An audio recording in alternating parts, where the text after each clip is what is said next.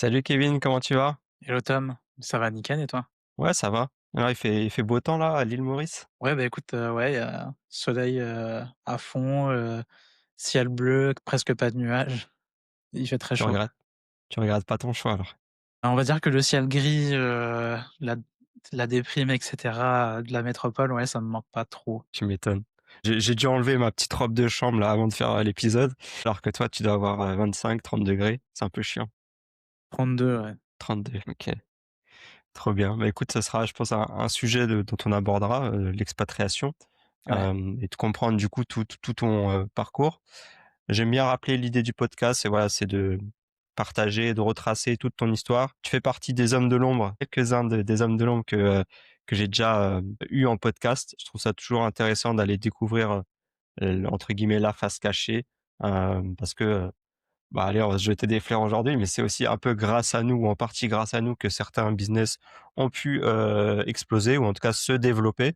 Et donc voilà, j'aime bien aller chercher et comprendre d'où tu viens, ce que tu as fait pour en arriver, et voilà, tu vas aborder toutes ces facettes de toi. Est-ce que tu ouais, es prêt? avec plaisir. Ouais, ouais, avec plaisir. Bien.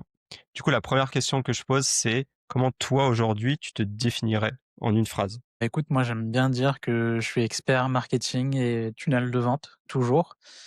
Mais c'est vrai qu'en ce moment là, je suis en train de shifter plus vers une posture, potentiellement de coach business. Mais bon, on pourra en parler parce que du coup, le problème de ça, c'est que, du coup, c'est un marché un peu plus saturé encore et bref, je pourrais partager le pour et le contre. Après, c'est toute une question de positionnement, hein, mais ça, on pourra effectivement en rediscuter. OK, j'ai vu aussi nouvelle coupe de cheveux là, parce que t'avais pas de cheveux avant, hein? Ouais, C'est ouais, bah, l'effet île avant, Maurice? non, c'est même pas ça, c'est l'effet, j'ai 33 ans, je me demande si j'aurai une calvitie. Comme je sais que j'ai une bonne génétique pour les cheveux, je me dis: C'est peut-être que c'est la dernière fois que je pourrais laisser pousser les cheveux» et je me suis dit: «Tiens, je vais tenter projet à cheveux longs pour voir si où est-ce que ça mène». Franchement, ça rend bien, ça rend bien. Merci. Bon allez, on se reconcentre. Donc OK, expert marketing et potentiellement une nouvelle transition, et on va aller explorer tout ça. Du coup, l'idée principale, c'est d'aller retracer, bah, toute ton enfance dans ce que tu veux partager. Donc l'idée, c'est que tu nous racontes, voilà, est-ce que tu avais des frères et sœurs? Est-ce que tes parents étaient entrepreneurs? Et comment tu as vécu finalement cette première partie de vie, notamment sur la partie scolaire? Bah, si tu veux, je te donne une vision, heu, globale, rapide, la version extrême, le teaser et derrière tu vois s'il y a des trucs qui sont intéressants, que tu veux creuser. Vas-y. Pour répondre de manière très rapide, moi je viens pas du tout d'une famille d'entrepreneurs. Je suis le premier à entreprendre, je suis le premier à faire des études, premier à avoir le permis de conduire, à avoir une voiture. Je viens vraiment d'une famille modeste, de l'île Maurice. Pour vous donner une idée, ma grand-mère, elle a vécu dans une maison en paille, ensuite maison en tôle, ensuite maison en béton quand elle a eu, bah, ma mère, mes oncles, mes tantes et cetera. Et limite quand j'étais petit, j'ai vécu avec ma grand-mère et on avait encore une partie de la maison en tôle dans la cuisine, quand elle cuisinait ma grand-mère, c'était entre 3 parpaings, le feu, moi je maintenais le feu en soufflant dedans. Bref, c'est des bons souvenirs. Tout ça pour dire que voilà, je viens vraiment de ce type de famille modeste-là, qui sont des presque des agriculteurs, mais plus des employés, d'agriculteurs qui travaillent dans les champs, et de canne à sucre et cetera, qu'autre chose. Donc Tu né du coup en île Maurice, c'est ça? moi je suis né en France, je OK. suis reparti à l'île Maurice avec ma mère à l'âge de 2 ans. J'ai vécu à l'île Maurice pendant 7 ans chez ma grand-mère, avec ma mère et après on est revenu en France, quand j'avais genre, 10 ans. D'ailleurs c'était le premier gros shift dans ma vie parce que du coup ça m'a fait un gros, changement parce que le modèle d'éducation n'est pas du tout le même. À l'île Maurice, c'est le système anglais, en France, bah, système français, et je pense que ça j'ai pas mal travaillé avec une psy, enfin plusieurs psys même, des coachs et cetera et aujourd'hui, j'arrive à connecter les points de les résistances que j'ai aujourd'hui, manque de confiance, des choses comme ça, qui peuvent être liées à ces choses-là du passé, on pourra en reparler. Mais du coup, voilà, j'ai fait mes études en France, je me dirigeais vers le salariat. Ensuite, je sais pas, il y a quelqu'un qui est rentré dans ma route à un moment donné dans mes études. J'ai fait des études de web marketing au bout d'un moment. J'ai travaillé pour mon école. Je faisais déjà des tunnels à ce moment-là, mais je savais pas. Donc c'était à la fin de mes études et après j'ai un intervenant qui m'a recruté pour qu'on lance une agence. Au bout de 18 mois, ça s'est pété la gueule parce qu'il y a un troisième associé qui nous a volé de l'argent et c'est à ce moment-là que je me suis lancé, seul. C'était, été fin d'année 2021 et après on se retrouve, aujourd'hui. Donc avant ça, j'étais prestataire, entre 2021 l'année dernière et là, du coup, je suis plus dans une posture de coach, même si j'aime pas utiliser le mot coach, plus mentor, je Mmh. pense. OK, Voilà, ça vous fait un intéressant. teaser un peu Ouais, on a les envie grandes d'en lignes. savoir plus, tu vois? On a envie d'aller creuser tout ça. Du coup, tu tu tu fais des allers-retours entre guillemets entre l'île Maurice et la France. Toi, en tant que petit enfant, quand tu vas à l'école, que ce soit du coup en France ou là-bas, comment ça se passe globalement? Est-ce que tu arrives à t'adapter? Qu'est-ce que tu apprends? Qu'est-ce qui te trouve entre choquant entre les 2 modèles, du justement des Moi, je trouve que le système anglais à l'île Maurice, il est bien parce que du coup enfin, spécialement à l'île Maurice, parce qu'en fait, quand tu es à l'île Maurice, tu vis entre différentes cultures. En fait, l'île Maurice, c'est ce qu'on appelle un melting pot. Donc en fait, il y a plein de cultures. Il y a du coup des Indo-Mauriciens. Donc l'Indo-Mauricien, c'est moi, du coup, mes ancêtres. Donc c'est des travailleurs indiens qui ont été un peu forcés par l'Empire britannique à venir travailler à l'île Maurice après l'abolition de l'esclavage. Du coup, il y a les descendants aussi d'esclaves, du coup, noirs, donc descendants de malgaches, de pays africains noirs et cetera. Après, il y a les colons. J'aime bien parce que, il y a 2 ans, je suis allé voir un spectacle de Fary, ici. Il a fait une blague qui enfin, du coup, c'était spécifique à l'île Maurice. Il disait, en fait, l'île Maurice, c'est la seule scène de crime où le criminel, il s'est dit: «Je vais rester sur place». mmh. Bon, Ouais, Afrique du suivant Sud, vos idées, non? comment? Afrique du Sud, c'est pas un peu le même cas, non? Ouais, bon, c'est encore, j'ai pas trop suivi, mais ouais, c'est un peu le même cas, ouais, ouais. Mais du coup, ouais, il y a l'île Maurice, c'est quand même très, disons que dans les plus riches, tu trouveras beaucoup de blancs mauriciens qui sont descendants de colons, quoi. Ils ont OK. gardé quand même les grosses, industries.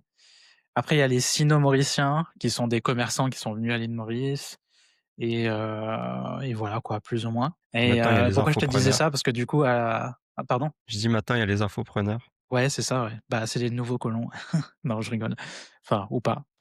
Bon, on va éviter les sujets borderline, peut-être. Hem Et en fait, donc je disais ce qui est cool à l'île Maurice quand tu vas à l'école, publique, en fait, c'est que tu es mélangé, en fait, du coup. Hem et en fait, à la maison, tu vas parler créole, donc tout le monde parle créole à la maison. Suivant, du coup, ta culture, donc moi, je suis plutôt indo-mauricien, bah, on va apprendre le hindi à l'école, donc je parle déjà 2 langues.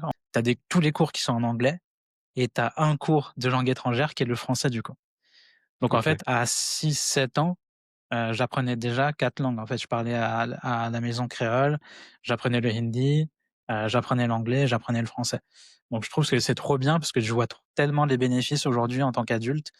Par exemple, j'ai 2 sœurs qui sont plus jeunes, qui n'ont pas vécu ça, l'école à l'île Maurice et elles sont totalement bloquées. Elles sont à la française, Mmh. incapables d'oser aligner 2 mots en anglais, tu vois? Donc pour moi, c'est ça les bénéfices aussi et je pense que dans la manière de penser aussi, c'est différent, ça te donne d'autres bénéfices. Bref, j'ai peut-être un peu détourné de ta question initiale. Non, c'était intéressant justement bah, tu as réussi finalement à t'imprégner, donc ça, c'est cool. Et globalement, on va dire la première partie, scolaire, donc je parle plutôt d'élémentaire, collège. C'était quoi au niveau, notes? Tu étais plutôt le premier de la classe ou, plutôt dernier? C'est marrant parce que du coup, à l'île Maurice, j'étais le premier de la classe. Quand je suis arrivé en France à 10 ans, j'ai pris une grosse tarte dans la gueule, parce qu'en fait, à l'île Maurice, il y a pas tout ce qui est, SVT, histoire géo, des matières comme ça, que tu as déjà en élémentaire en France. À l'île Maurice, il y avait pas ça. À l'île Maurice, c'était vraiment des matières élémentaires, genre, maths, français, anglais et il y avait peut-être une matière qui regroupait un peu, histoire géo, SVT, ça commençait à peine, quoi. Du coup, je me suis pris une grosse claque parce que je suis arrivé avec plein de lacunes en histoire, en géographie, je me suis senti nul d'un coup, tu vois? Et le fait de m'adapter à un nouveau pays et du coup, ça fait que je suis passé de premier de la classe à presque dernier, tu vois? En tout cas, dans ceux qui peinent à avoir la moyenne, quoi. Ouais, et ça, du coup, tu l'as mal vécu ou tu as réussi à rattraper quand même ton retard assez facilement? Non, je pense que je l'ai mal vécu et du coup, en fait, ça m'a un peu, suivi. Du naturellement, je me suis rangé Du coup, je suis allé, je sais pas, il y a plein de trucs qui se sont passés, hein. Ça a été un choc culturel et je sais pas, j'ai rarement réussi à me faire des amis, à l'école. Parce qu'en plus, en fait, bah, du coup, bon là, c'est des sujets un peu, potentiellement, touchy. Du coup, on est arrivé en France en mode, sans papiers. Moi, je suis né en OK. France, mais j'avais pas la nationalité française. Ma mère, elle avait pas réussi à faire les papiers et cetera, donc j'étais, irrégulier au niveau des papiers. Et mes parents aussi. Donc mes parents, ils faisaient le ménage, du matin jusqu'au soir. J'avais une de mes sœurs qui venait de naître, donc il y a quelques semaines. J'avais 10 ans et j'étais déjà parentifié. Du coup, je m'occupais de ma sœur qui venait de naître, qui était nourrisson, qui avait quelques mois, qui était prématurée et ma deuxième sœur qui avait seulement 5 ans parce que, du coup, on a 5 ans et 10 ans d'écart et du coup, à 10 ans, en dehors de l'école, ce que je faisais, c'est garder mes sœurs et les élever, en fait, pendant que mes parents faisaient le ménage, de 8 heures jusqu'à 22 heures. Et il y a même, toutes mes années de collège, le matin, c'est accompagner ma sœur en même temps que je vais à l'école. Le mercredi, aller déposer, les reprendre au centre aéré. Le soir, être là, pour donner le dîner et vérifier que les devoirs soient faits, et cetera. Pas évident du coup de gérer ça à cet âge-là, même si je pense qu'on en a peut-être pas conscience, mais ça arrive enfin moi j'ai plein de potes effectivement où ça s'est arrivé, ils avaient pas le choix de faire autrement quoi. Parce Ouais, que c'est les ça. parents bossent. Ouais. J'avais pas le choix du coup, enfin, moi je le prenais comme un sacrifice quoi, donc Ouais. c'est inculqué un peu, dès le plus jeune âge, la loyauté envers les parents. Je crois que je m'étais renseigné un petit peu, j'avais commencé à regarder et j'ai vu que c'était arrivé dans toutes les familles, biculturelles comme moi du coup d'immigrés, tu vois? Quand il y a un aîné comme ça, bah, il va être vite, parentifié, il doit s'occuper de ses frères et sœurs, quoi. Ouais, je le vois aussi également, bah, près de chez moi, comme de là où j'ai vécu, bah, les mes potes, avec les parents, sénégalais, enfin peu importe d'ailleurs la culture, mais c'était ça en fait, ils avaient pas le choix, les parents travaillaient et eux étaient obligés de gérer tout cet aspect, famille et puis, tout ce qui était extrascolaire quoi. Ouais, c'est D'un ça. côté, ça a des bénéfices, mais ça a aussi des désavantages quoi, clairement. Ouais, moi j'y vois bah, il y aura su un coach mindset me fera sûrement voir les bénéfices, mais bon, enfin moi j'ai toujours vu, plutôt des inconvénients parce que du coup, Ouais. ça m'a empêché de développer les compétences, sociales. Du coup, avoir des amis, sortir avec des amis, le week-end, les soirs, aller chez des potes, jouer aux jeux vidéo. Tu vois, moi les années où on avait, des consoles et tout, on allait chez le pote jouer à la console et tout, moi j'ai pas connu des trucs comme ça, quoi. Donc ça, tu penses qu'effectivement, ça a eu un impact sur toi et sur tu disais tout à l'heure en introduction sur le manque de confiance aussi, tu penses? Ouais, parce que du coup, j'étais un peu, en fait, du coup, en parallèle de ça, on a toujours bougé.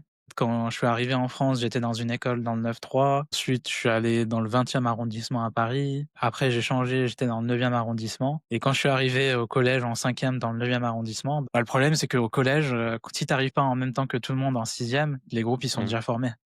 Ouais. Et j'ai pas réussi avec mon manque de confiance et le fait que ça soit encore frais, le déménagement dans une nouvelle culture, de m'acclimater, d'être à l'aise, qu'on me mette à l'aise aussi, tu vois? Les enfants à l'école, il y a c'est on est dur envers nous-mêmes, hein, avec, le harcèlement, donc ça fait q le harcèlement scolaire, ça fait que renforcer ces trucs-là et tu as juste envie juste de te tenir debout à côté des autres, suivre les conversations, enfin essayer de suivre et tu sais pas quoi faire, tu sais pas comment réagir parce que tu développes pas les bonnes, compétences, sociales et du coup tout le long de ma scolarité, c'était ça jusqu'à la fin du collège, on va dire. Jusqu'après, vers le lycée, ça a été parce que du coup, je suis rentré en seconde dans un seul lycée, donc j'ai su, suivre un groupe, mais bon après, du coup, j'avais quand même mes lacunes, quoi et aujourd'hui, ça me dessert encore un peu parce que du coup, bah, je suis pas le mec, très c'est quoi, je sais pas, l'extraverti, je sais pas. On me dit que dans mes vidéos et cetera, je m'exprime bien. Quand je sais quoi dire et que j'ai des trucs à dire, j'arrive à bien m'exprimer, mais tu me mets dans une conversation de groupe, sur un séminaire, une rencontre ou quoi et qu'on parle de choses banales, tu m'entendras plus jamais. Si ça peut te rassurer, je suis pareil aussi, hein, et j'ai pas vécu tout ce que tu as vécu. Je pense que c'est des traits de caractère et de personnalité qu'on a, qui peuvent être peut-être renforcés par rapport aux expériences qu'on a eues. Mais clairement, moi, je suis pas du tout, sociable et groupe, pareil, je suis celui qui va écouter et pas prendre la parole, quoi. Ouais, ouais, ouais, c'est ça. Donc, je peux comprendre à un certain degré, ce que tu as pu vécu. OK, ça roule. Du coup, lycée, tu dis que ça va mieux. Tu fais quoi, comme bac? c'est très important de l'ajouter. Très bonne question. Quand j'arrive en France, du coup, personne dans ma famille a fait d'études. Je sais pas du tout comment ça se passe. Du coup, je sais pas ce qui se passe après le lycée, en fait. Et dans ma tête, l'université en France, c'était comme dans les séries américaines. OK. J'étais sûr et certain que c'était comme ça. Mais du coup, quand on me dit d'aller sur admission post-bac et de faire des choix, je sais pas quel choix faire, en fait. Indirectement, ma mère, enfin mes parents, ils m'avaient dit: «Voilà, c'est bien d'être ingénieur ou médecin, avocat», des choses comme ça. Mmh. Du coup, moi, j'ai suivi mes meilleurs potes, je les ai suivis du coup en bac S parce qu'ils sont allés en bac S alors que moi je voulais faire ES.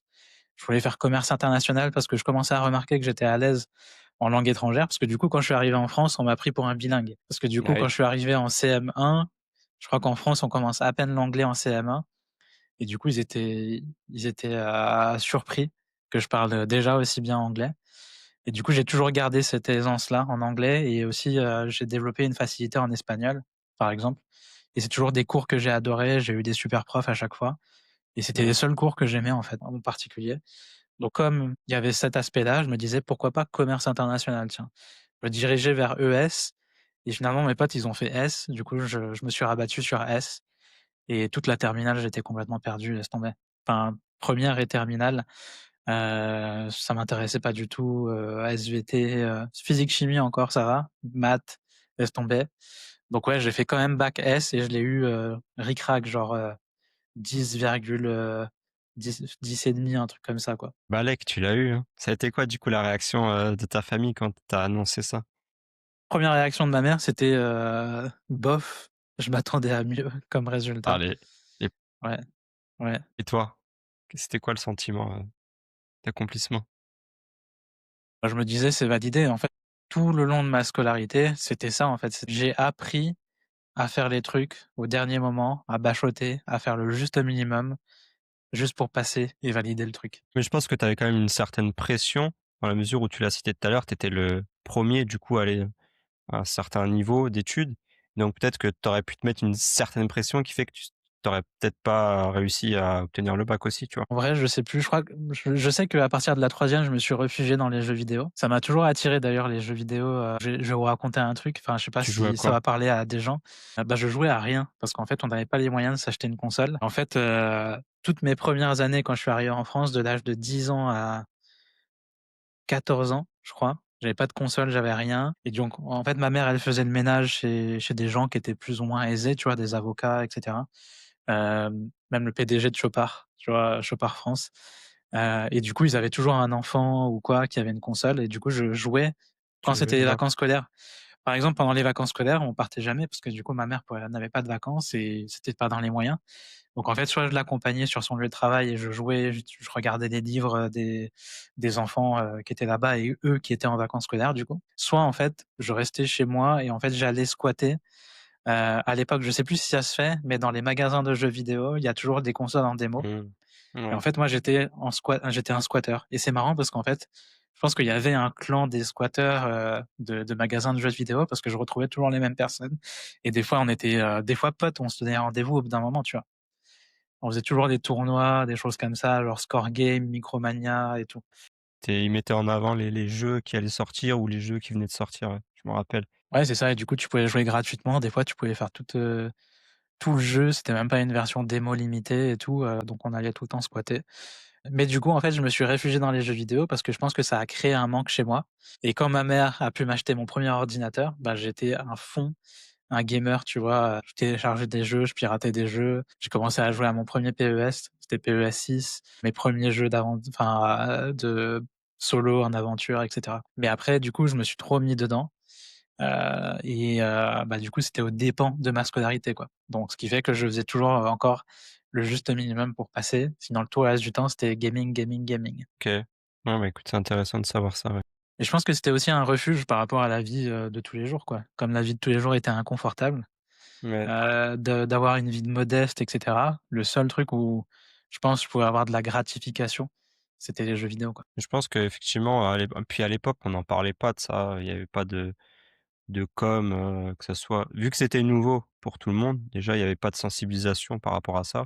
Mais pareil, de mon côté, je vois très bien des personnes qui du jour au lendemain, leurs notes ont chuté ou, ne sortaient plus du tout et étaient vraiment à fond dans les jeux vidéo, quoi. Donc c'est Ouais. vrai que c'était les prémices et on savait pas trop comment gérer ça. Soit nous en tant qu'enfants ou les parents, quoi. Bah, il y avait quand même une ça avait quand même une mauvaise image en plus. Enfin, les jeux Oui. vidéo, c'était mal, tu vu comme un geek. À l'époque, un geek aujourd'hui, un geek, c'est bien vu. Mais Mmh. à l'époque, un geek, c'était le mec boutonneux, qui se lave pas, qui fait que jouer, Ouais, c'est qui est, vrai. antisocial, genre des trucs comme ça. Alors que rien à voir, hein, j'avais des mecs, dans ma classe, j'avais plein de mecs qui jouaient aux jeux vidéo et qui étaient considérés comme les BG ou les mecs populaires et cetera. Ouais, ouais, ouais, comme quoi, le monde évolue et du coup, les réflexions aussi, ouais. Ça marche. Du coup, tu as ton bac, tu te penches à la base sur le commerce international. Finalement, tu optes pour quoi? J'ai opté pour, je sais pas ce qui s'est passé à ce moment-là. J'ai opté pour une double licence mathématiques et informatique. Je me suis dit comme ça fait 3 ans que je suis à fond sur mon ordi, que je suis à l'aise avec ça. Tu sais, je suis toujours le mec, que la famille appelle quand il y a un nouveau matériel à installer, un home cinéma ou quoi. Quand la tante, elle a un problème avec un matériel, c'est toi qui dois faire le dépanneur. Donc j'étais l'informaticien de la famille, donc je me suis dit: «Bon, bah, informatique, quoi» et après je me suis dit: «Tiens, c'est trop facile, je vais m'ajouter les mathématiques. Comme ça me donne un gros diplôme, comme ça j'aurai un gros salaire». Sauf que non, j'aimais pas les mathématiques, encore pire, qu'au lycée, à la fac. En plus, heu, moi je suis né en février, donc ça fait qu'en terminale, en février déjà j'avais 18 ans et quand j'ai eu 18 ans, je me suis dit: «Tiens, je peux signer mes propres papiers». Tu sais les papiers d'absence, de retard et tout là?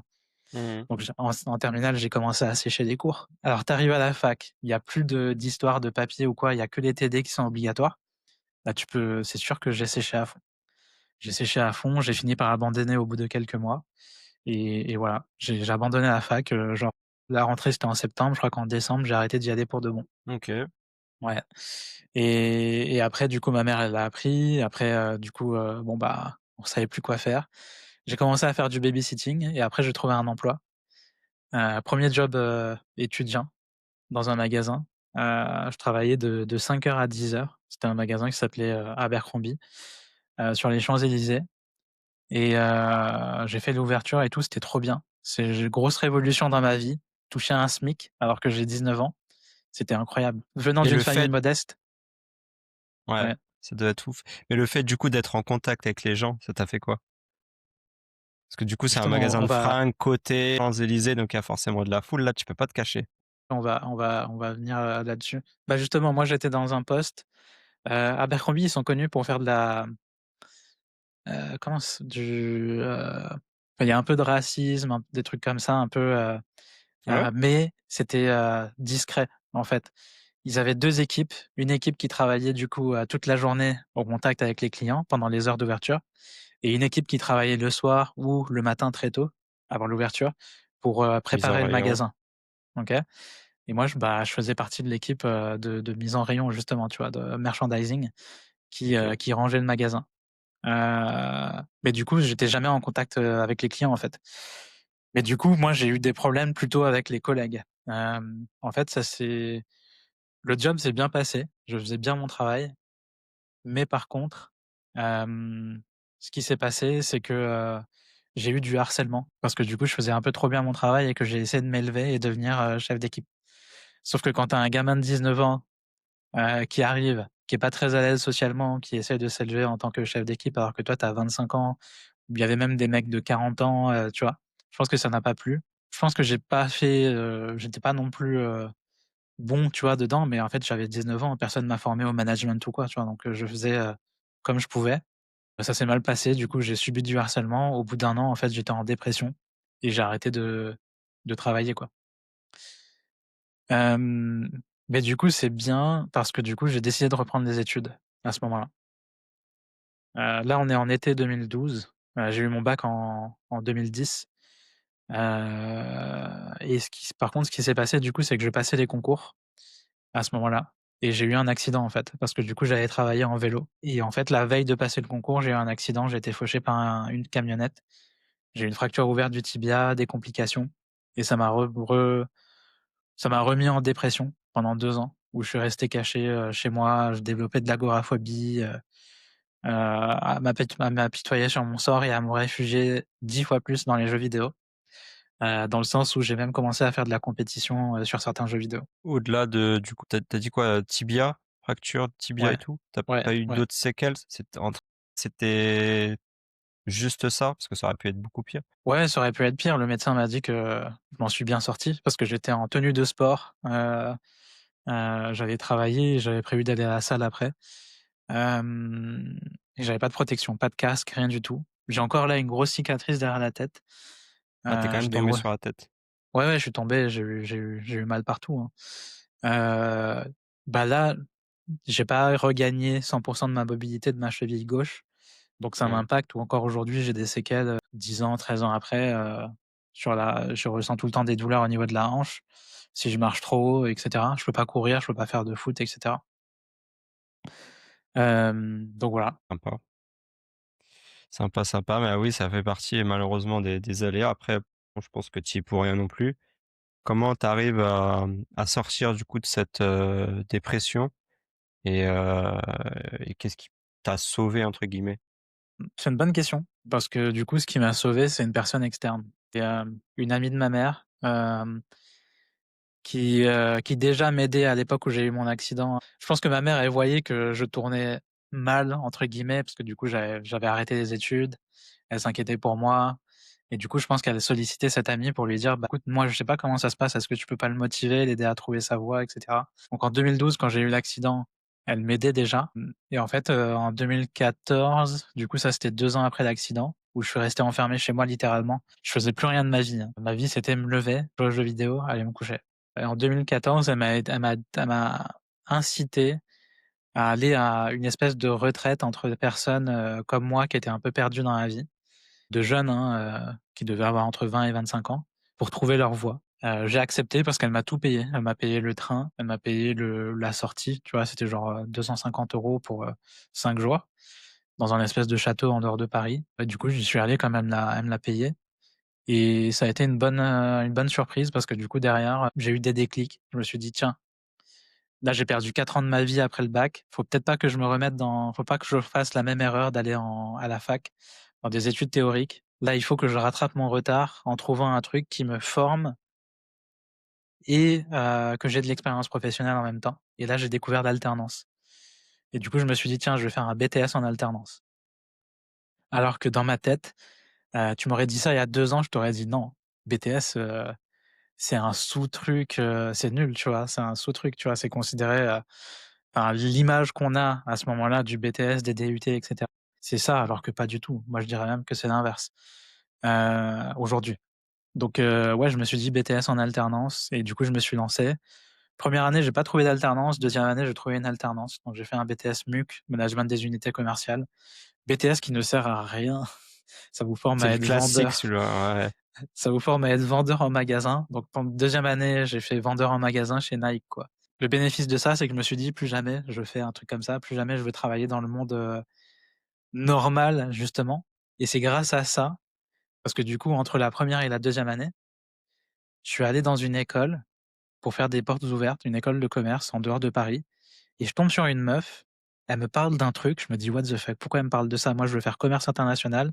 Elle me pose des questions, elle me dit, du coup, je lui explique que j'aime bien les jeux vidéo, j'aime bien l'informatique, mais en même temps, j'ai envie de faire des études dans le commerce, et elle me sort un truc, elle me dit: «Est-ce que vous connaissez le marketing digital?» On est en 2014. On est en 2014, je pense que la meuf, c'était une porte ouverte, une fin de porte ouverte. Je Mmh. suis arrivé en retard en plus, il y avait plus rien. Je suis jamais allé dans cette école, mais juste cette conversation-là avec cette meuf, conseillère-là, je pense qu'elle a changé ma vie. Parce que si elle m'avait pas dit ça, le web marketing, je sais plus si elle m'avait dit web marketing ou marketing digital. Elle m'a dit en gros, c'est le mix parfait pour vous si vous voulez faire du commerce et que vous êtes bon en informatique. Et du coup, c'est là que j'ai commencé à me documenter et que j'ai trouvé une école à faire après le BTS. Donc voilà, après j'ai fait cette école-là, j'ai fait un bachelor en admission parallèle, ensuite un master. Du coup, pendant 2 ans, je me suis occupé du marketing de mon école en alternance et voilà, de fil en aiguille, Finalement, tu as repris goût, à l'école et tu plongé dans le monde digital, quoi. ouais, bah, l'école, j'ai quand même un mauvais rapport avec l'école, hein, les études supérieures, parce que même l'école de marketing digital, elle m'a rien apprise. Heu, Mmh. c'est vraiment la pratique, c'est en étant en stage, en étant en alternance que j'ai plus appris qu'en pratiquant. Oui, bien Mais sûr. sinon les cours en école de commerce, j'ai travaillé pour l'école de commerce, donc je sais l'envers du décor. Il y a une meuf qui s'appelle la coordinatrice pédagogique. Elle va faire un parcours de formation alors que c'est pas son métier. Elle a jamais fait de marketing digital de sa vie et ensuite elle va définir des blocs et elle va mettre des intervenants dans ces blocs-là et ces intervenants-là, c'est juste des gens qui travaillent dans une entreprise, mais qui pratiquent peut-être même pas à fond ce qu'ils vont venir enseigner. Donc je crois que le seul bon intervenant que j'ai eu, c'est le mec, qui m'a appris Google Ads et qui est devenu, mon associé après, mais parce que le mec, il a bossé chez Google, il était un gros cadre de chez Google France, de YouTube Ads et à cette époque-là, il travaillait déjà pour des gros infopreneurs. Ah oui, c'était en quelle année ça, du coup? C'était 17. en 2017-2018, ouais. Ouais, OK. Ah ouais, donc tu limite presque déjà un pied, là-dedans, quoi. En tout cas, une Ouais, ouais, ouais. connaissance, Ouais, bah, du coup, si j'avais pas fait cette école, j'aurais pas fait la connaissance de cet associé-là, qui était déjà lui freelance et bossait pour des gros infopreneurs et qui a pensé à moi parce que du coup, comme je m'occupais du marketing de mon école, je voulais surperformer et du coup, j'étais à fond dans son cours et il s'est rappelé de moi juste pour ça. Il s'est dit: «Tiens, lui, il a du potentiel». il a la dalle. Ah bah, c'est Ouais, bien. ouais. Du coup, ça se fait comment la connexion? Est-ce que toi, dans ton esprit, quand tu fais ton master, tu te dis, «Je vais me lancer en freelance» ou pas du tout, c'est: «Je vais trouver Pas un du tout. taf, là-dedans»? J'étais encore perdu, je donnais encore la chance à mon école parce qu'en fait, du coup, c'était 2 voies, soit un CDI dans une start-up, soit un CDI dans mon école en tant que marketeur, peut-être, futur directeur marketing. Sauf qu'on arrive à la fin de mes études, je suis major, en fait, dans mon école, il y avait 2 parcours, international et France et je suis major, international, tu vois? Et là, mon directeur, du coup, il me propose un poste et il me propose quoi? Il me propose 25 000 en fixe et 5 000 en pourcentage en commission, tu vois? Pour un bac+5? Un bac plus 5. Alors que sur nos brochures, il y a marqué que le fixe minimum que tu peux envisager, c'est 35 000. Mmh. Et il me fait passer ça pour un 30 000 qu'il me propose, alors que dans les 30 000, il y a 5 000 de commission sur condition. Et je savais que c'était très dur avec lui, les conditions, parce qu'il y avait un commercial qui bossait avec moi en alternance, il n'avait pas eu ses commissions, parce que le directeur, il chipotait. Donc je savais que ça allait mal se passer et puis même je me retrouvais pas dans cette école, tout ce qui il y avait plein de trucs qui étaient pas ouf. Donc bref, moi je me suis dit: «Tiens, il y a un nouveau monde qui est en train de se créer. Il y a un mec qui commence à cartonner sur YouTube, ça a l'air intéressant ce qu'il fait. Il me parle de dropshipping, il s'appelle Yomi Denzel». Tu vois, je commençais à suivre un peu Yomi Denzel, c'était en 2018, fin 2018 OK. et je me disais: «Tiens, ça a l'air pas mal l'infoprenariat» et du coup, le fait d'avoir rencontré mon associé et que, il revienne vers moi à la fin de mes études, je me suis dit: «Tiens, c'est peut-être, il y a peut-être un truc à choper là, ça me chauffe de monter une agence avec lui». Donc ça s'est fait comme ça, il m'a appelé, à la fin de mes études. J'étais à San Francisco en fait, il y a 2 mois de voyage dans mon école chaque année et il m'appelle et il me dit: «Voilà, je lance une agence, est-ce que ça te tente?» Du coup, je lui ai dit: «Bah, vas-y, go». Sans avoir de crainte ou d'appréhension quelconque? Je pense que j'étais trop naïf à cette époque-là. J'étais très naïf et du coup, je me disais en fait, il m'avait convaincu en me disant que ça marchait bien pour lui, qu'il avait beaucoup de clients, il travaillait avec des gros infopreneurs, il venait de lancer sa propre formation. Il venait de faire un lancement YouTube Ads, ça avait bien marché pour lui. Donc je me disais je voyais que des signaux positifs, il avait bossé chez Google et cetera. Ma seule exigence, c'était qu'il me prenne en tant que salarié parce que je savais déjà à l'époque que je voulais investir dans l'immobilier. Donc je savais OK, qu'en France, il fallait cocher certaines cases, donc être salarié et associé, quoi. ça marche et ça, du coup, il a accepté? Ouais, ouais, bien sûr, il a accepté, il voulait absolument, me recruter, je pense pour déléguer et voilà, sauf que ce que je savais pas, c'est que j'étais pas le seul. Donc il avait une autre Mmh. personne qui voulait recruter et au final, c'est cette personne-là qui nous aura, volé 50 de notre CA, sur 2 ans, quoi. Ouais, pas cool, pour rester poli. Ouais, bah, ouais, C'est quoi justement là, ça veut dire que pendant 2 ans, tu taffes à fond en tant que, ouais, marketeur. Vous faites ouais. sûrement de belles choses et il se passe, cette histoire. Est-ce que c'est un truc qui vous l'avez vu venir ou c'est un truc vraiment qui vous est tombé dessus? Et comment ça se termine finalement cette histoire? Bah, on l'a pas vu venir parce que tous les 2 en fait, on est des phobiques de l'administratif. Moi, je suis le genre de mec, en France, j'allais chez le médecin, j'avais une feuille de soins et je On voyait l'envoyais jamais. jamais pour me faire rembourser. Je suis le genre de mec là, je préfère éviter d'avoir à faire de la paperasse et perdre de l'argent. Mais du coup, lui j'ai appris trop tard qu'il était pareil. En fait, je pensais qu'eux 2 à 2, ils géraient la compta. Donc je me disais: «Je vais pas me poser des questions», mais je commençais à avoir des signaux un peu bizarres. Parce que du coup, on arrive en été, 2020, c'est en plein covid et le troisième mec, il commence à nous dire: «Attention», il commence à m'annoncer qu'on peut pas se payer tous les mois. Est-ce que je peux faire un effort, et ça sera réglé le mois prochain? Je me dis: «C'est bizarre, on a des clients quand même, c'est bizarre», tu vois? Et c'est seulement, genre 6 mois, 9 mois après qu'on apprend parce qu'en fait, je lui rentre dedans au moment où on doit faire le bilan, début 2021. Je m'étais renseigné, en fait, je savais que quand tu as une société, il faut faire un bilan et que les associés doivent valider le bilan. Et là, je commence à lui dire, «Écoute, on est fin janvier là, il est où le bilan, qu'on doit valider?» Et je commence à dire à Lionel, du coup, mon autre associé, qui est comme moi, je lui dis: «C'est bizarre, pourquoi il envoie pas le bilan?» Et là, ça commence à réveiller sa curiosité, on commence à poser les bonnes questions. Et là, il commence à tout avouer à Lionel, du coup, mon associé. Il lui a avoué que, bah, il avait détourné les fonds, quoi. Vous travaillez à, tous à distance ou il y avait quand même quelqu'un était regroupé avec, d'autres personnes? Non, on avait décidé dès le début, de travailler à distance. OK. Donc ouais, il l'avoue, mais le mal est fait. Qu'est-ce qui se passe, factuellement après? C'est quoi les conséquences pour vous et ou même juridiques s'il y en a eu, tu vois? Les conséquences juridiques, je sais pas, parce qu'en fait, ce qui s'est passé, c'est que du coup, je pense que Lionel, il s'est senti un peu responsable.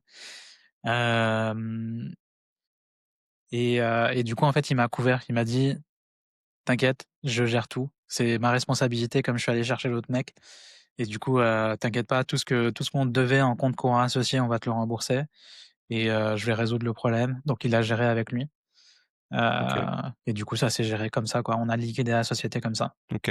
À l'époque quand tu rejoins, est-ce que tu dois verser quelque chose ou pas d'ailleurs? Non, non, moi, Ou j'avais tu rien à deviens faire. associé comme ça? OK, En fait, je suis pas devenu associé dès le début, je suis devenu associé un peu plus tard, quelques mois après le lancement, mais en fait, non, on a fait un apport en compétences. OK, ça marche. Bon, on va dire que cette histoire, se termine plutôt bien dans le sens où on te règle, ce qu'on te devait. Mais je suppose que, forcément, psychologiquement, ça a dû, t'impacter. Ouais. Hem, Comment tu gères la chose et c'est quoi les comment se sont passées du coup les semaines ou les mois qui ont suivi? Bah, j'ai pris un gros coup, je me suis dit: «Putain», je me suis donné à fond pour qu'on essaye de faire décoller cette agence-là.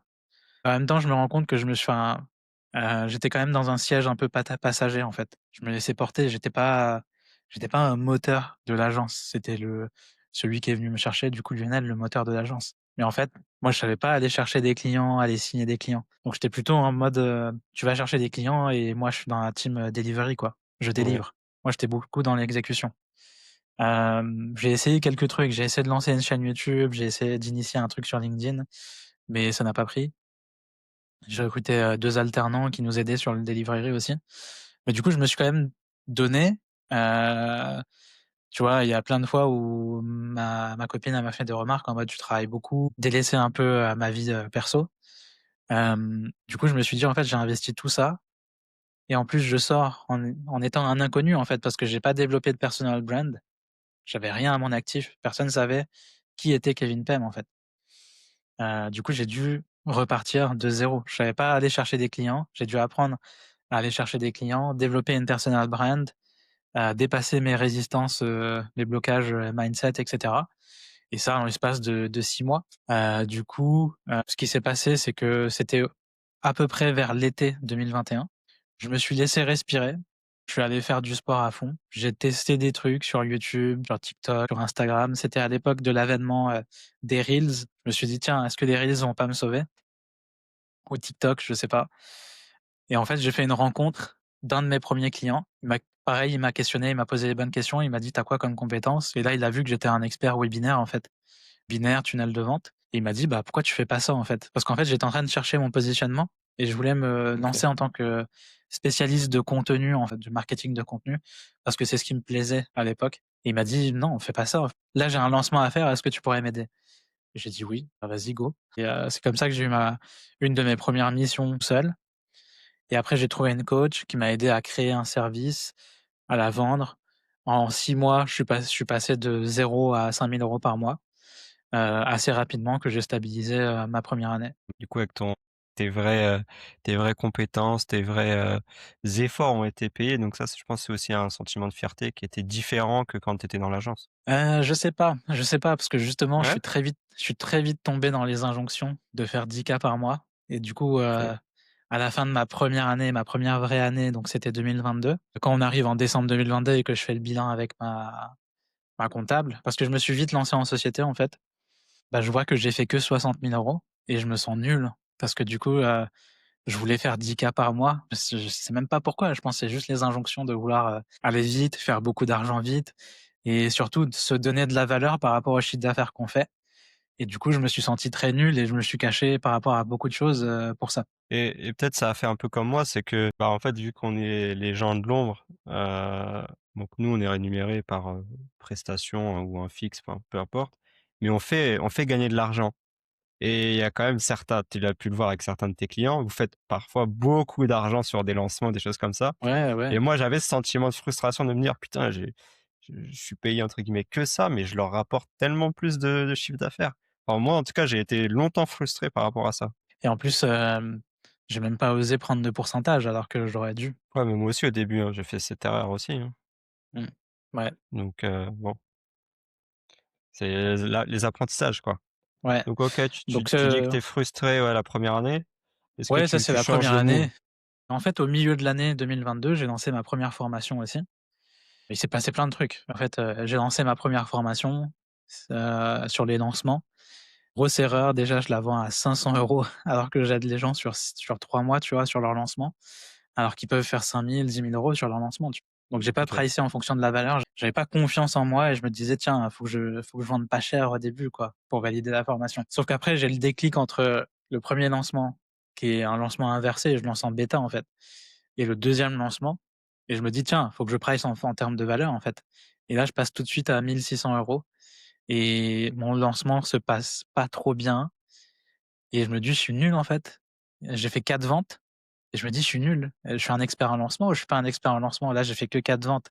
Du coup, j'ai perdu confiance en moi, et j'ai décidé d'arrêter cette formation. Enfin, c'était une formation Un hybride accompagnement, ouais. en accompagnement, ouais, avec des lives, de la relecture déjà à l'époque, hem et en fait, c'est que récemment que je me dis: «Putain et j'étais trop con, en fait». Si j'ai fait 4 ventes à ce moment-là, c'est parce que j'avais une micro audience, j'avais genre 500 abonnés sur Insta, 300, peut-être 200 ou 300 personnes sur ma liste mail.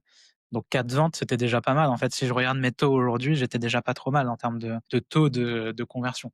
Mais encore une fois, comme je suis dans les injonctions de quand tu es expert, tu dois faire des gros chiffres Mmh. et les gens, qui m'inspirent ou les gens avec qui je me compare, ils font des gros chiffres. Bah, si je fais pas pareil ou si je m'en rapproche pas, je suis pas légitime, je suis pas expert, en fait. Ça, je l'ai eu et je l'ai compris que trop tard. Du coup, si on fait un petit bond dans le futur, tu prends conscience de ça? Qu'est-ce qui se passe durant les années qui ont suivi? Et au Ouais, bah, moment du où on coup, s'est rencontrés, parce que je crois que nous on s'est «rencontrés» entre guillemets, en tout cas chez PB, c'était quoi? 2024? 2023. 2023? Ouais. 2023 déjà? OK. Ouais, ouais, ouais, ouais. Ouais, je me souviens bien, j'ai une bonne mémoire pour ces trucs-là. Du coup, c'est début 2023, j'arrête complètement, je sais plus quoi faire. On se rapproche de l'été 2023, je quitte l'île Maurice parce que j'étais déjà à l'île Maurice en 2022 avec ma copine. On part faire le tour de l'Asie du Sud-Est et je pense que ça m'a donné un petit renouveau parce qu'en fait, du coup, en tout le premier semestre 2023, je savais plus quoi faire. Je savais plus ce en quoi j'étais expert, qu'est-ce que je faisais comme service. J'avais arrêté les prestations, j'avais arrêté ma formation et je vendais du consulting. Je savais même pas comment le vendre, comment le packager. J'ai essayé de faire du consulting et je pense que c'est bien que je sois passé par cette époque de test-là, parce qu'en été 2023, je suis dos au mur, mon épargne a fondu, j'avais plus le chômage parce qu'en fait, du coup, comme on avait arrêté l'agence, j'avais le chômage et je suis dos au mur, j'ai plus d'argent et là, je me dis: «Faut que je publie sur LinkedIn, faut que je me sorte les doigts du cul, faut que j'ai des calls et je vends».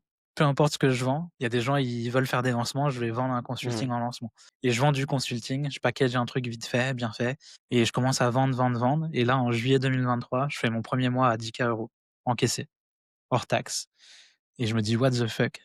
En fait, fallait juste faire ça, en fait, juste vendre, pas se poser des questions, pas compliquer le truc, quoi. Et du coup, j'ai commencé à enchaîner mes premiers mois à 10 000 € hors taxes. Mais là, il y a un nouveau problème qui arrive, c'est que je vends du consulting one-one et je suis capé. Je suis capé, je peux pas faire plus, je suis au bout de ma vie, j'ai trop de clients. Toutes mes Mmh. journées, c'est soit des rendez-vous clients, soit des appels, découvertes. Tu combien de clients? C'était quoi ta limite à l'époque, de clients Je savais individuels? même pas définir ma limite. Genre, je me disais: Tu «Là, j'ai prenais de la tout ce qu'il y place, avait? Ouais. je prends, je me pose plus de questions, il y a plus de limites là, toutes les barrières mentales, on s'en fout, plus d'excuses, je prends. Si je close, je close. Voilà, j'encaisse. C'est le moment d'encaisser quoi». J'étais en mode dans ce mindset là, tu vois? Mais du coup, en fait, on était en Asie du Sud-Est et ma meuf était au bout de sa vie parce qu'on visitait pas beaucoup.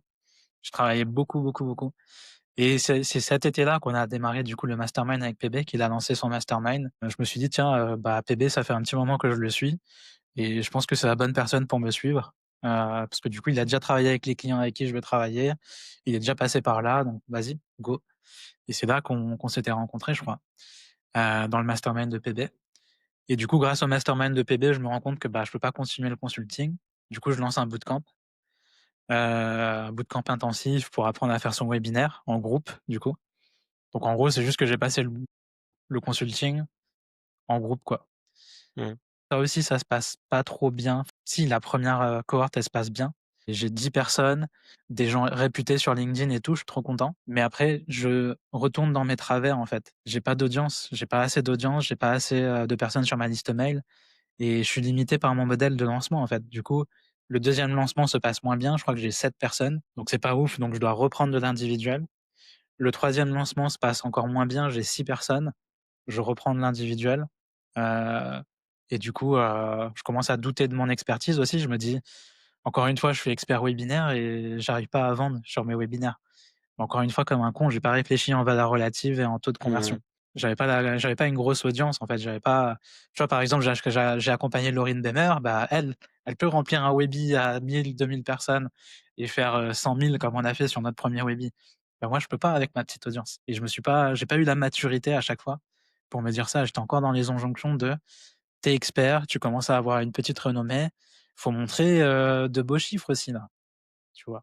Normal, tu peux Ouais, comprendre. ouais. Donc voilà ce qui s'est passé. Donc ça, c'était l'année dernière, l'été de l'année dernière, j'ai stoppé mon bootcamp. J'en avais marre. J'en avais marre de m'enfermer dans la case webinaire alors qu'en fait, dans tous mes produits, je faisais toujours des retours sur l'offre, sur les contenus, sur tout en fait, tout le business. J'avais déjà une posture de coach business parce que j'avais toujours eu la vision, Global, ouais. macro, en fait, globale du business. Du coup, avec PB, on a réfléchi à ça, j'ai créé un nouveau programme, mais en fait, dès 2024, j'étais au fond du trou en termes de confiance et j'ai pas lancé. Je me suis dit: «Je vais encore faire un lancement qui va rater, je vais pas faire ça» et du coup, finalement, j'ai fait un service en agence. Ça a commencé à bien prendre, mais je me suis pas retrouvé parce que du coup, ça m'a coûté super cher en énergie. Tout le temps là, tout le temps à délivrer pour les clients et surtout les clients agences. C'est des clients qui ont des trop grosses attentes et après des gros coûts parce que j'avais de la sous-traitance aussi. Donc au final, même si je facturais 10K une prestation, je gardais pas 10K dans ma poche, en fait. Donc ça m'a saoulé, ça, la pression plus la marge qui était pas ouf, ça m'a saoulé et c'était pas scalable. Je voulais pas recruter une grosse équipe et tout pour, scaler et du coup, je me suis rappelé: «Tiens, j'avais créé un programme avec PB, ce serait dommage de finir l'année 2024 sans lancer ce truc». En novembre, je lance. Heu, à l'époque, j'avais fait une VSL avec PB, c'est quand il avait sorti son module, enfin, il nous aidait à faire une Hier VSL là, ouais. et du coup, j'ai fait la VSL et tout. Je lance avec la pub, ça commence à tourner. J'ai des gens qui arrivent sur ma liste mail, des gens qui prennent rendez-vous et du coup, en novembre, je me dis: «Tiens, et si je lançais mon truc?» J'ai envoyé un ou 2 emails à ma liste, j'ai fait une ou 2 stories. Je me rappelle, il y avait des potes qui étaient là à l'île Maurice, donc je travaillais un jour sur 2 et en fait, j'avais des rendez-vous qui tombaient avec l'organique et la pub et j'ai juste closé. Je me suis dit: «Tiens, je vais arrêter de pitcher l'agence» et je pitch mon nouveau programme et je dis que c'est la seule façon de travailler avec moi et j'ai réussi à avoir 10 personnes et c'était mon meilleur lancement, ever. J'ai fait, 25 000 €, avec 10 membres fondateurs et là, j'ai eu le déclic. Je me suis dit: «Tiens, est-ce que c'est pas ça que je dois faire finalement?» Mmh. Ouais, parce que là, en t'entendant parler, on a l'impression que c'était hyper simple finalement et fluide pour toi et très écologique surtout. Très écologique, ouais, parce que du coup, l'agence, quand tu vends, faut faire au moins 2 ou 3 rendez-vous en mode, «C'est quoi tes problèmes?» Deuxième rendez-vous, proposition. Troisième rendez-vous, peut-être gestion des objections ou de ce qui va pas et c'est toujours une, proposition sur mesure. Même si des fois j'ai des produits packagés, tu vois? C'est toujours les mêmes services, c'est un tunnel freebie, un tunnel VSL, un lancement avec un webinaire, tu vois?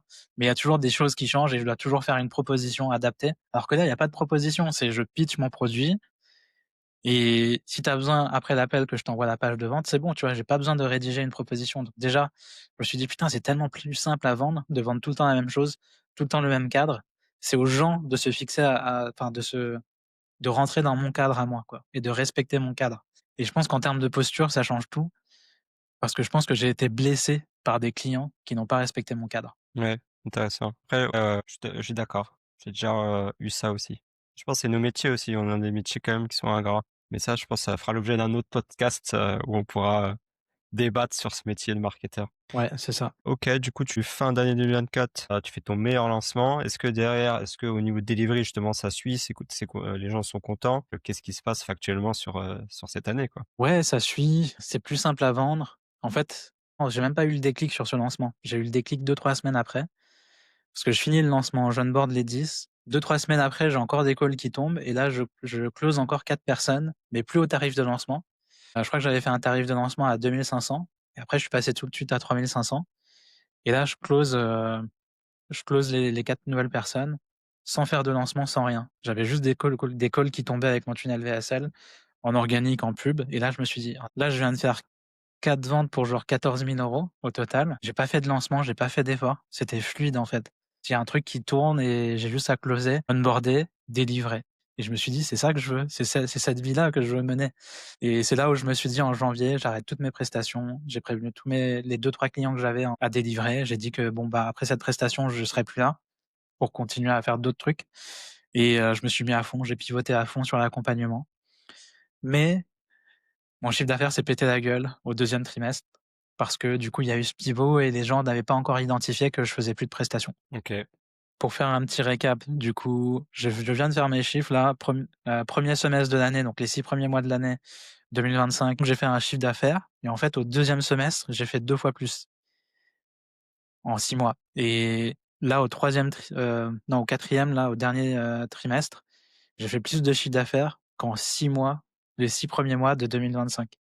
Et c'est tellement plus simple, là, je suis en train de genre, c'est la première fois que je suis excité d'aborder une nouvelle année et que tout est clair pour moi de comment ça va se passer. Je suis organisé, j'ai mon business model, j'ai une petite équipe, tu vois? J'ai 2 personnes, 3 personnes, une personne qui m'aide sur le delivery, une assistante et ma copine qui m'aide sur mon business depuis presque le début aussi, et j'ai trop hâte. OK.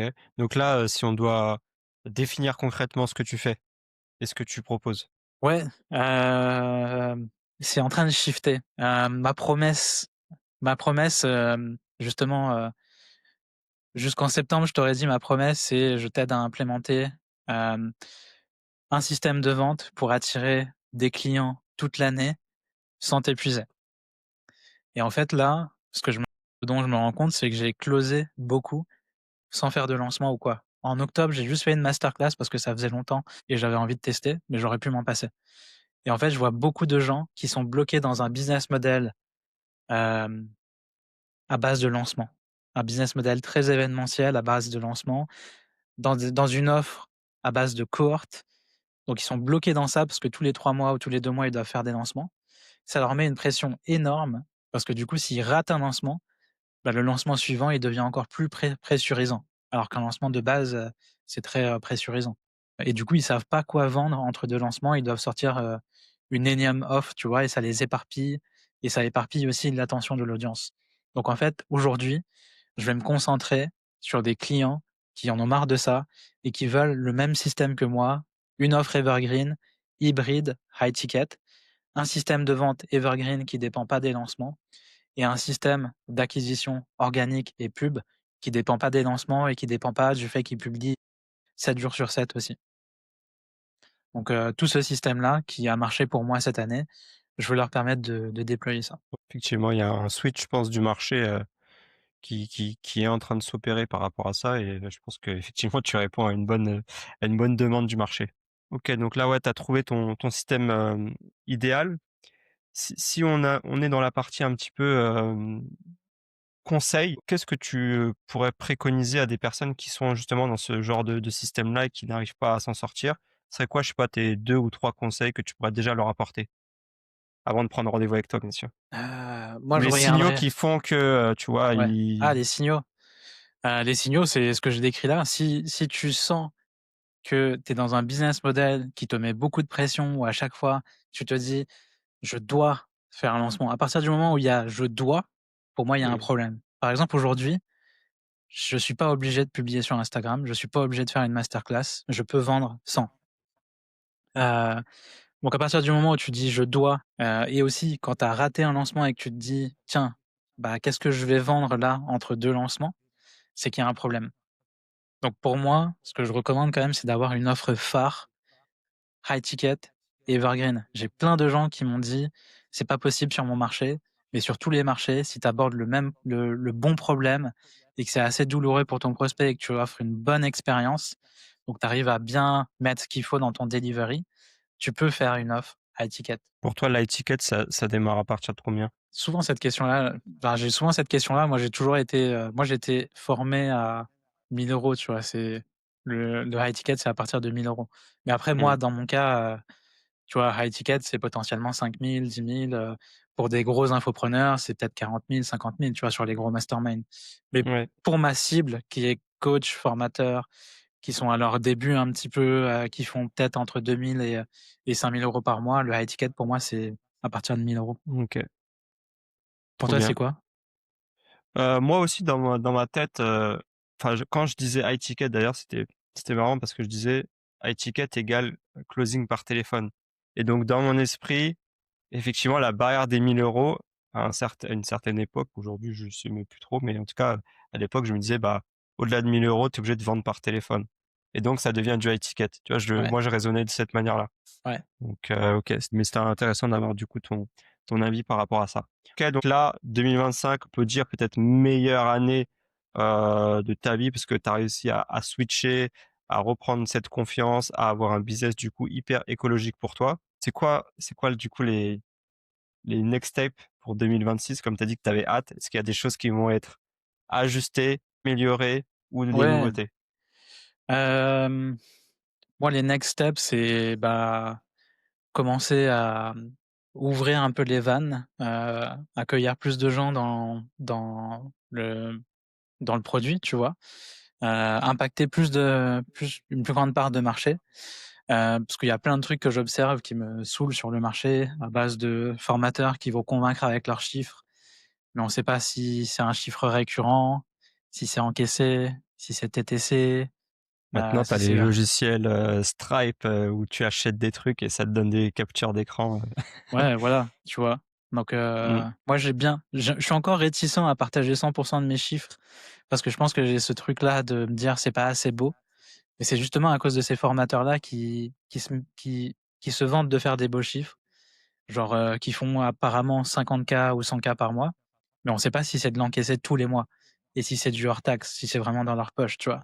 Ils disent pas mmh. l'équipe derrière aussi. Donc j'ai envie d'évangéliser le marché aussi là-dessus, de leur montrer les red flags, de montrer ce qui est possible réellement, donc jouer un peu le jeu de la transparence, hem et du coup d'impacter positivement, le marché comme ça, en mode, bah, voilà, je suis un guide, j'ai vécu les mêmes douleurs que vous, moi plus en tant que prestataire que coach. Moi j'ai commencé en tant que prestataire, mais montrer que voilà, j'ai traversé ça et du coup je peux vous aider à surmonter ça aussi. Ça sera Trop pas, bien. «Je sais tout, venez, je sais tout, moi je fais mieux que tous les autres». Mais en tout cas, tu communiques sur ta manière d'être et la façon dont toi tu agis sur le marché aussi. Donc encore une fois, c'est légitime. Du coup, quand tu fais un feedback de toute ton histoire, parce que là, on arrive sur la fin de l'épisode, qu'est-ce que, c'est quoi un petit peu ton ressenti quand je repense du coup au Kevin qui s'est, enfermé dans sa chambre, pour geeker, les fois où la fois où tu as arrêté l'école, où tu es parti en dépression, enfin, tu en as fait d'ailleurs plusieurs, dépressions. C'est quoi un petit peu le feedback que tu as sur ta vie aujourd'hui, avec ce recul-là? Même Hem, si tu es un ouais, éternel insatisfait. ouais. Bah, en fait, là, cette année, j'ai eu pas mal de coachs qui m'ont fait des vraies séances de coaching, mindset et du coup, un truc que je retiens d'eux, c'est qu'ils arrivent à avoir des bénéfices même dans les pires situations et du coup, je pense que, si un coach mindset me posait la question, je lui dirais que, bah, du coup, le bénéfice de tout ce que j'ai vécu, c'est que c'était le chemin nécessaire pour que j'arrive, là où je suis aujourd'hui. Parce qu'aujourd'hui, je me suis quand même créé une entreprise où je me paye un salaire confortable.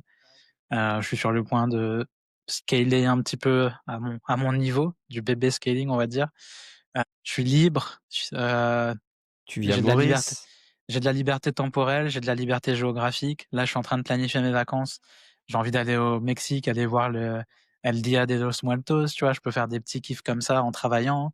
Donc liberté temporelle, liberté géographique et bientôt, je suis en train de construire petit à petit ma liberté, financière. Je veux pas dire que je suis libre financièrement parce qu'aujourd'hui, à part mon entreprise, j'ai zéro patrimoine et à part mon matériel informatique, j'ai rien du tout. Donc, je commence à constituer une petite épargne pour investir en immobilier. Mais voilà, c'est en train de se construire et un jour, je pense dans 1 an, 2 ans, 3 ans, je pourrais dire: «Bon, j'ai coché, potentiellement la liberté financière, quoi». C'est tout le mal que je te souhaite. À nous tous. Exact, yes, trop bien. Pour terminer le podcast, on termine toujours par des petites questions en vrac. L'idée que c'est que tu puisses répondre de manière, spontanée et qu'on en apprenne plus un petit peu sur, ton quotidien. Ouais, vas-y. Hem, si tu prends un petit déj, tu plutôt salé ou sucré? Ça l'est. Film ou ta série préférée? C'est marrant parce que c'est devenu un cliché. Tu m'aurais demandé il y a 1 ou 2 mois, je t'aurais dit Interstellar, mais apparemment c'est devenu le cliché des mecs, tous les mecs apparemment ils répondent, Interstellar. Ah bon? Tu Ouais. vois, je vais te dire, moi je vais te faire une confession, je l'ai jamais vu ce film. Ah, bah, il faut que tu regardes. Donc quand même Interstellar ou tu un nouveau ou une série? Bah, il y en a plein en vrai, j'aime bien La Ligne, verte, j'aime bien Shawshank Redemption, Les Évadés je crois, je sais plus comment ça se dit en français. Ouais. Plein de Ouais, films les comme films ça. de les Après je suis classiques un quoi. après je suis un grand fan du MCU, avant que ça déconne, tu vois? Donc Marvel, Cinematic Universe, Mmh. de Iron Man jusqu'à on va dire, quoi. OK. Ouais. Dès que ça c'est pas dès que ça s'est fait racheter par, c'est Disney maintenant ou Disney, ça reste ouais, c'est toujours Disney, ouais, ils ont tout bousillé, là. c'est parti, en cacahuète. OK. Mer ou montagne? Plage. Plutôt lire un livre ou écouter un podcast? Ah! Aucun des 2. En ce moment, j'arrive pas j'ai perdu toute mon attention, j'arrive plus à lire aucun livre. J'ai pas en plus je n'écoute plus de podcast non plus et en ce moment, je suis en train de me replonger dans One Piece, du coup, en animé. OK. Thé ou café? Café noir, sans sucre. Quand tu veux te détendre, sport ou canapé? Ouais, la détente, ça va plutôt être canapé, ouais. Tu préfères travailler dans le silence ou avec de la musique? Musique de jeux vidéo. Plutôt organisé ou freestyle? On est pile au moment où là, je vais laisser mon passé de freestyle parce que c'est plus possible.